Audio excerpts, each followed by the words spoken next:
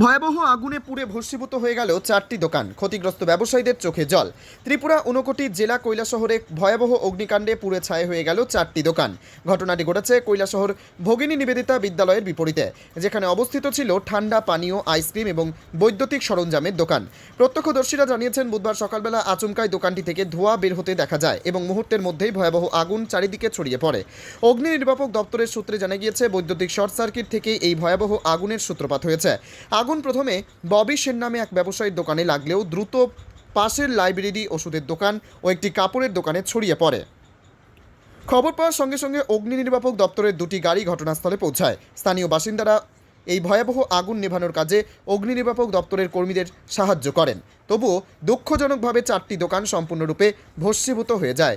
অগ্নি নির্বাপক দপ্তরের কর্মীদের তৎপরতায় আগুন অন্যত্র ছড়িয়ে পড়া থেকে রক্ষা পাওয়া গেলেও এই ঘটনায় প্রায় 1 কোটি টাকার ক্ষয়ক্ষতি হয়েছে বলে প্রাথমিকভাবে অনুমান করছেন অগ্নি নির্বাপক দপ্তরের কর্মীরা। এদিকে এই ভয়াবহ অগ্নিকাণ্ডের জেরে ঘটনাস্থলে আশেপাশের রাস্তা কিছুক্ষণের জন্য বন্ধ হয়ে যায়, যার ফলে কৈলাসহরে ব্যাপক যানজটের সৃষ্টি হয়। এই ঘটনায় ক্ষতিগ্রস্ত দোকান মালিকরা এখন দিশেহারা হয়ে পড়েছেন।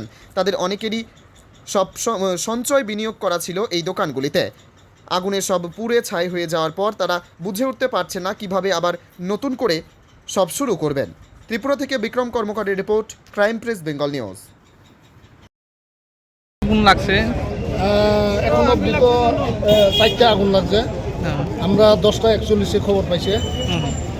তো আমি আইয়া সব কিছু দেখলাম। আমরা পাবলিকও হেল্প করছে, আমরা ফায়ার সার্ভিসও যান প্রাণ দিয়ে কাজ করছে। কাজ করার ফলে মোটামুটি আমরা এখন আগুনে আয়ত আছে।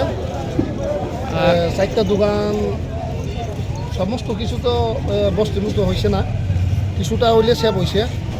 আর অন্যান্য যে বিল্ডিংগুলো এটাও আমরা সেভ করতে পারছি। আগুন লাগার প্রাথমিক কোনো কারণ কি জানা গেছে? আমরা আগুন লাগার প্রাথমিকটা জানতে পেরেছে এটা ইলেকট্রিক শর্ট সার্কিট। তো ইলেকট্রিক শর্ট সার্কিট এটা বলে গতকাল বলে সে মালিক কোনো ইলেকট্রিক ডিপার্টমেন্ট লগে কোনো কনসাল্টিং হয়েছে, মানে কাজটা মনে প্রপার হয়েছে না, ওই থেকেই আগুনটা সূত্রপাত করছে। ক্ষয়ক্ষতির পরিমাণ কত? ক্ষয়ক্ষতির পরিমাণ এখন আমরা কিছু বলতে পারি না। 1 crore তো যাইব সব মিলিয়ে। প্রত্যেকটি দোকান মালিক